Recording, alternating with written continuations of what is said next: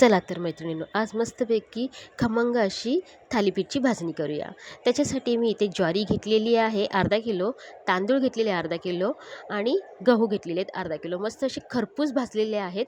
ज्वारी मस्तपैकी फुटेपर्यंत त्याला भाजून घ्यायची आहे. आणि त्याच्यानंतर मी पाव किलो घेतलेली आहे बाजरी, ती चांगली खरपूस भाजून घेतलेली आहे. त्यानंतर मूग आणि चणे घेतलेले आहेत अर्धा अर्धा वाटी, ते पण चांगले खरपूस भाजून घेतलेले आहेत.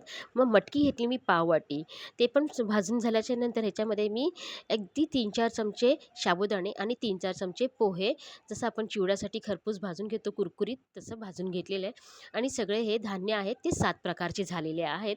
फक्त ह्याच्यामध्ये साबुदाणा आणि पोहे सोडले तर धान्य 7 प्रकारचे झालेत. सर्वात शेवटी मी 4 चमचे धणे, 2 चमचे काळी मिरी आणि 2 चमचे जिरे घेतलेले आणि ते खमंग मस्त असे भाजून घेतलेले आहेत. सर्व जिन्नस मी एकत्र करून घेतलेला आहे आणि थंड झाल्याच्यानंतर हे पीठ मी थालीपीठसाठी तयार केलेलं आहे.